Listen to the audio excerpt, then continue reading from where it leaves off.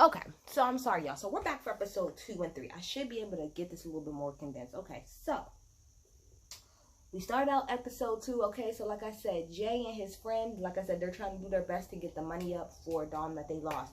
So, you know, as a true New Yorkers that they do, they about to go hustle. And what does that mean, New York? You about to go perform in the train station. You want to perform in the train station. Anybody from New York, or you ever been to New York for like a day or so and you've been on the subway, you know that we always got street performers, you know, people in the middle doing their little thing. So they getting their little money. You know, they getting their little money. So JoJo, to me, is like the quintessential definition. I'm not done, but I'm talking about so far up to episode 3. She is like the definition of like white feminism. And I could keep going there, but I don't want to take from what you want from that, you know what I mean? But she's like the quintessential definition of white feminism. Okay? Yeah, alrighty. So, you know, JoJo, of course, she has a problem, like I said on the last episode, with the teacher. You know, she feel like the teacher don't like her and be fucking with her for some reason. So she pretty much makes it up. You know what? She always got some shit to say about what I'm wearing. Oh, I'm about to now wear. She about to be mad now. So she comes up with the idea to pretty much her and everybody on the dance team to not wear any bras or whatever at school.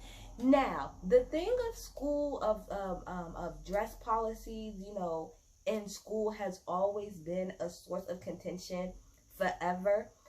It's always been seen, and it's, I mean, and like, I'm not trying to say that JoJo does not have good points, because she really does.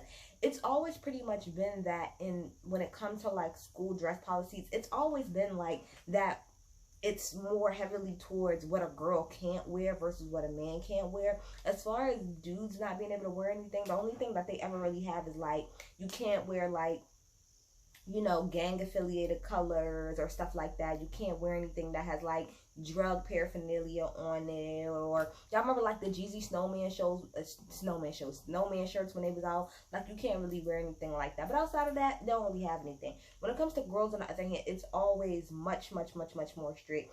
You know, the whole thing about, you know, your skirt can't be, you know, it has to be like past like your fingertips, and you can't wear this because it shows too much, and this, that, and the third. And it's always been a point of contention, because a lot of people feel like you aren't telling, you're not giving girls these rules because you really give a fuck about them. You're giving them these rules because you don't want to be distracted as a man, you know, or you don't want your male students to be distracted, you know, by a woman's body or whatever the case may be. And there was even a case not that long ago, you know, that had came out. This was a couple years ago, pretty much about a male teacher pretty much saying how he felt uncomfortable, you know, because I don't remember if it was a skirt thing or a shirt thing, but he couldn't concentrate, you know, because he sees girls in his classrooms with certain things on, and it makes him feel uncomfortable. Well, like somebody said in that situation, sir, you shouldn't be a teacher if that's how you're looking at these children. And I'm sorry, I stand by that. I'm sorry, I do. If you are a teacher, a male teacher, and your first thing that's coming into mind is, oh my gosh, look at her titties, I cannot concentrate. They're just out there. There's a flip side to that, but I get that. I do get people saying like, you shouldn't even fucking be a teacher because you're paying attention to the wrong fucking things, and it's sad. So anyway, so that was her whole point of doing that. Okay. Then we have Sid. You know, we see Sid. He's at the house with his parents and his sister, and you know, after the explosion, Sid is kind of like going through, you know, a little bit of turmoil internally, you know, because come to find out the person was Muslim, and you know, now he's very like, he has like a lot of anxiety, you know, just he feels like people are looking at him crazy everywhere he go, on a train, in school. He just feels really weird. Now his parents pretty much tell him like, look, you know, you have to be one of the quote unquote good ones, you know. If they ask to search you, just let them search you. It's not that big of a deal. Just go ahead and do what it is that you got to do, this, that, and the third. And that gives me, you know, that talk, I don't know, because see, in one way it came off as them saying like, you don't want to be mixed in with the bad Muslims, you know. But when it gets down to it, especially racist white people, they're all gonna look at you the same. It doesn't really matter. It's kind of like how it is with black people. Like, you can kind of do whatever it is that you want to do. If they want to look at you a certain way, they are, and there's really nothing good or bad that you can do. They're gonna look at you how they look at you regardless. However, on the flip side, it also gave me a contrast to like the conversations that black people have to have with their sons and their daughters all the time about interacting with police. Yes, I know you didn't do anything wrong. Yes, I know that it's racist as hell, but fuck it, just get through it so that you can be alive at the end. So again, it's a duality, and I see both sides of it. I do. But again, like I said, he was kind of snapping out, and I'm not gonna lie, I'm gonna be honest, and I'm gonna be very honest. After 9/11, and it took, and mind you, I was a child, but I had to literally unlearn the bias, like the subconscious bias that I had, because I'm not going to lie. I'm going to be completely honest. After 9/11, when I would see someone Muslim get on a train, it would freak me the fuck out. And again, and this is me, I'm owning up to my naivety. Again, I was a child, but that's me owning up to the own internal biases that I did have at one point in time. That's a fact. I really did. And like, of course, as I got older, I grew out of that. But that was a real thing. And especially, and again, this is not me excusing anything. I'm just saying, like, I was that person. Like, as a child, being 9, 10, I absolutely was that way. I absolutely was. And it was completely fucking wrong, because I had no real basis to stand on with that. So it, like I said, I literally had to subconsciously consciously unlearn that, you know, and take that out of my psyche. So I could only imagine, you know, how it is for people, especially how it was after 9/11, for people who were Muslim. Like, everywhere you go, people are looking at you crazy. Everywhere you go, motherfuckers is coming for you, trying to put their hands on you. It was insanity. Like, I know after 9/11, the assaults on Muslims, like, they rose so high, because people were just on fucking edge, and people were losing their fucking shit, okay? So I really, really do. I feel for Sid. I really do. We go over to Layla, and, you know, Layla's all fucking excited, you know, because of George, and she's just too excited.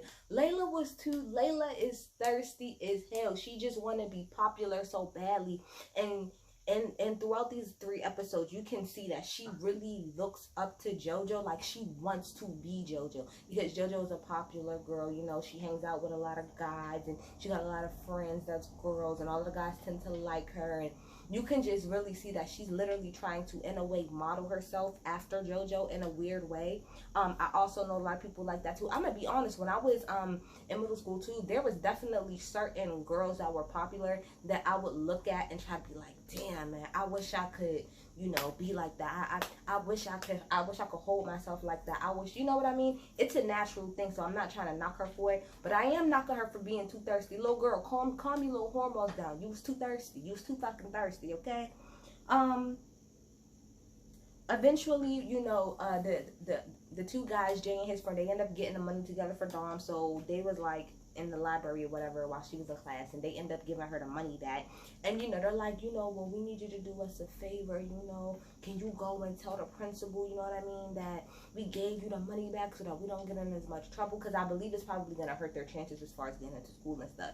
And she made a good point, like, why the fuck? And this, all of this ties back into the whole thing with Tori and Meg, and I'm going to get into it if I can when it comes to the 3rd episode. But what she said is fact. So let me get this straight. So y'all stole from me, because let's get it straight, playing or not, that's what y'all did. Y'all stole my shit and made it so that I lost out on something that was really important for my family. You're giving me the money back that's rightfully mine, and now I'm supposed to do you a fucking favor. Absolutely not. I absolutely thought her like she said, what the fuck, you want a fucking pat on your back for doing what it is that you were supposed to do, which is give me my money back? That's what you were supposed to do. If you would have never touched my shit in the first place, we wouldn't be here. So I felt her on that. I absolutely felt her on that, okay? So then, you know, Sid ends up meeting with his counselor, you know, and again, like I said, the counselor explained to him, we got to get on this paper. All of them red marks on that paper, I said, ooh, child, that's bad. Because when you see a whole lot of red marks on the paper, you know you did terrible on that paper. You did terrible. So, you know, she suggests that he meets up with one of his other classmates for him to kind of sit down and help him get his personal statement together. So then, you know, JoJo comes in. She had made these shirts that said free the nipple, whatever. And like I said, she told everybody in her that was on the dance team to come to school without wearing any bras or anything like that. Which I think that's perfectly fine, girl. I need a bra personally because I don't like how it feel. I just don't like the way it feel when my boobs is loose, but all power to you. But anyway, she comes through with the Freedom Nipple, you know, t-shirts or whatever. She gets into the class of the woman that she know don't like her. So, you know, of course, originally the teacher sees her, but the teacher is pretty much trying to play her dust like, look, girl, you're not going to get what you want from me. But eventually, you know, JoJo wants to keep pushing, and she takes some water and she pours it all over her. So the teacher goes off. Yeah, that, okay, first of all, if you want to be real, if this would have really happened, that teacher would have been fired. That teacher sat in front of that classroom, in front of everybody, and said, you are a prostitute, you are whoring yourself out, you have no type of fucking self-respect. She would have been fired for that shit. She absolutely, first of all, somebody would have caught that on camera. That's facts. And number two, she would have been fired for that. But anyway, they kicked her out the classroom. You could tell it really hurt JoJo's feelings. I don't think the little girl was whoring. She ain't a fucking prostitute. She ain't a whore because her nipples want to be out. Is she doing teen too much? Yes. But is she a whore? Is she a prostitute? No, she's not none of that. And that's the shit that that a lot of people do, like, just because you don't get something or because you don't agree, you know, with how somebody wants to show their body, now they're a whore and all of this stuff. I do agree to a degree that she's looking for attention. That is true, absolutely, because JoJo is an attention-seeking person, is what I'm getting from after episode 3. She's an attention-seeking type of person. But anyway, so she goes to, you know, the principal's office, and it was funny as hell because I'm skipping. I'm gonna get back to the thing with Layla. But it was funny as hell because when she get into the office, and as soon as the principal seen her, he had closed the door originally, but when he seen her, he opened that shit right the fuck. He was like, actually, let's. Okay, go ahead, had a conversation. Now, I get what JoJo was saying. She was like, oh, so what, you don't feel comfortable being alone with me? I get what she was saying, but at the same time, from a man's point of view, no, little girl, I gotta protect myself because with the hashtag Me Too movement and all of this other stuff, I ain't trying to make nobody feel uncomfortable. We need all doors open. I don't want nobody to try to say that I did anything type of crazy to you at all. So, little girl, you gotta learn a little bit more. It's less about, you know, I'm uncomfortable with you, and it's more, I'm not trying to put myself in a fucked up position at all. So let's just keep all these doors open. Let's make sure everybody can hear us. But that did crack me the fuck up. Eventually, he ends up making the teacher come in and apologize to her, you know, whatever, and said, you know, you can do whatever it is that you want to do. Just stop doing the most, little girl. Just stop doing the fucking most, okay? Just go to class and go to fuck home. That's about it. Now, we switch over to Layla, right? And Layla is in class, and this girl is on YouTube learning. I think it was she was learning how to like excuse my language, to suck a dick. I don't know if it was like to put a condom on or jerk off, but it was something sexual because the guy that she was messing with at the party, George, you know, had came up to her earlier that day and said he wanted to hang out with her. So she's like, oh my gosh, what does that mean? What does that mean? What does that mean? And her friend's like, that means he want to hook up. The fuck you mean? Like, he wants to, you on the bomb pussy list, so what you think that mean, girl? What you think that means? So that shit was funny to me. You know, Sid ends up meeting with the guy that he needs to meet, you know, that he meets with. And off top, I had felt it because in the last episode, okay, in the very first episode, I'm sorry, I missed to say that Sid was in a room with his girlfriend, and she was all up on him and trying to have sex, but he just couldn't, or he didn't want to. And he kept saying it was because of everything that was going on, but I'm like, nah, there's more to it. In this scene right here, I confirmed he's gay. That's what it is. And the only reason why I knew that is it's just because, you know, the way that the camera panned in on the guy's lips while, you know, he was talking and the way Sid was looking, I said, ah, that's what it is. You're gay. Gotcha. Yahtzee. Makes sense now, okay? So then we switch over and we got Layla, you know, she's getting to it, you know, with George and stuff like that. But she was it was supposed to be that she was jacking him off.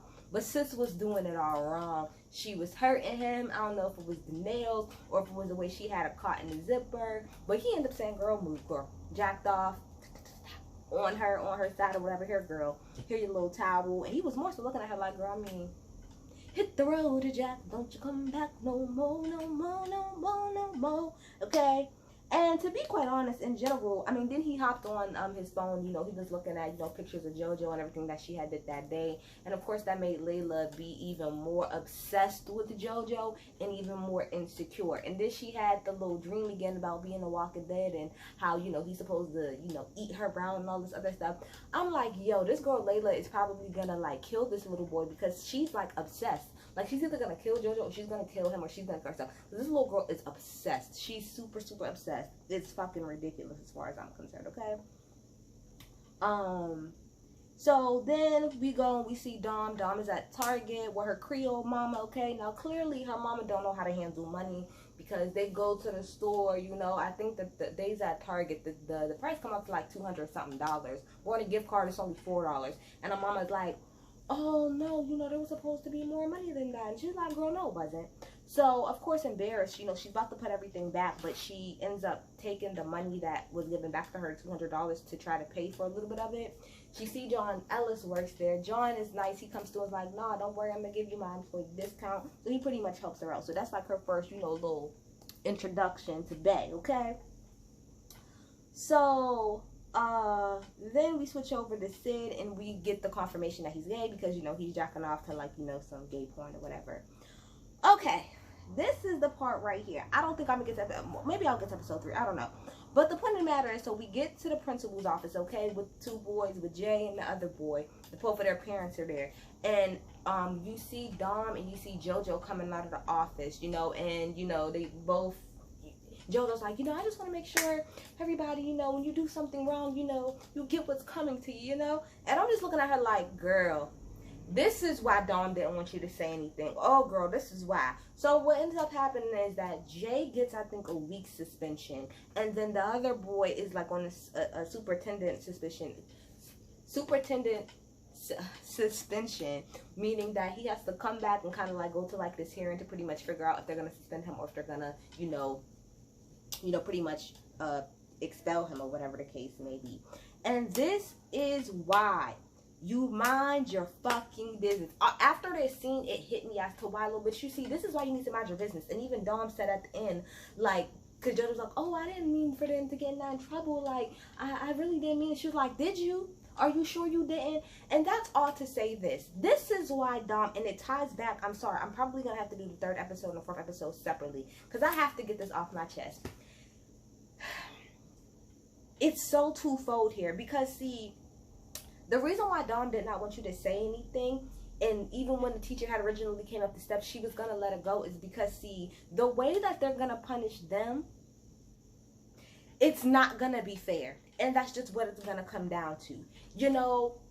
They're going to be excessive on what the fuck it is that they do. And if you're black, you would fucking know that. You would know that when it comes, especially like John said in the next episode, that school to prison pipeline is a real fucking thing. It's a real thing, okay? That's exactly why Dom did not fucking press charges. Because you want to know what? At the end of the day, were they wrong? And I'm going to get to that. Were they wrong? Abso-fucking-lutely. But the thing about it is that the way that the school system is set up and the justice system is set up, it's set up so that black men and black women, I'm talking about black women right now, they can't make mistakes. They cannot make mistakes the way that their white counterpart can and get a second chance. They make one mistake. Their music teacher came in there and spoke on their behalf and talked about how good students they are. They will never be able to get a fucking second chance. That one itty bitty thing can fuck them up for the rest of their lives. And you as a white woman stepping in some shit at the end of the day that really was none of your fucking business, all you're gonna do is give the school board, give the police, and give everybody else more ammo or more of a reason to come down harder on these boys.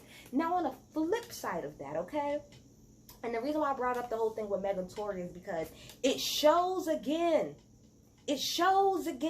okay, how regardless of how much black men will hurt us, how we will still go out of our way to protect them. See, if somebody else asks me about, if another person says, well, why is it, if Tory really did hurt Meg, why would she not tell? Why would she not protect him? That scene right there, this whole situation is a prime example why. Because you want to know what? I know that you hurt me. I know that you did. And in all reality, you should be suspended. In all reality, you should be the one put in the fucking wrong. But you want to know what? Because as a black woman, I know how hard they're going to come down on you. I don't want that for you.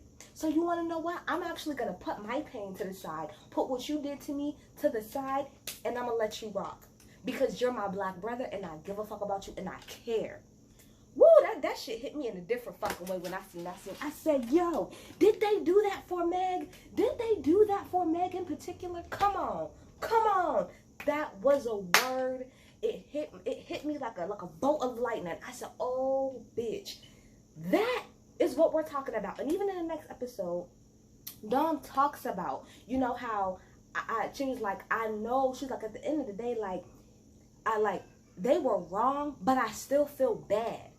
That right there, ladies and gentlemen, is the plight of a fucking black woman if you really want to get down to it. The fact that we know that you guys can hurt us, and at the end of the day, we still feel the need to protect you. Because we still feel the need to protect you. No matter how much you harm us, you can literally shoot us. Okay, shoot us. And in the back of our mind, we're still like, you want to know what? Nope. Because see, if I turn it over to the right people, they're gonna take it to the next fucking level. They're not gonna give it what I deserve. Like, even if she was to walk in herself, like Dawn said, walked in herself and said, it's fine, they don't need to be suspended, they don't give a fuck. The point of the matter is, a black man got caught doing something wrong. So guess what? You about to get your ass handed to you. And as a black woman, I don't want to fucking see that. Even if you did hurt me, I don't want to see that. Come through, writers. Come through, come through, writers. Come through the fuck, writers. I'm gonna come back. I was going to do episode 3. I guess I'm gonna have to do each of these episode by episode. I'll be back with episode 3 and episode 4 probably tomorrow. I know y'all. Bye.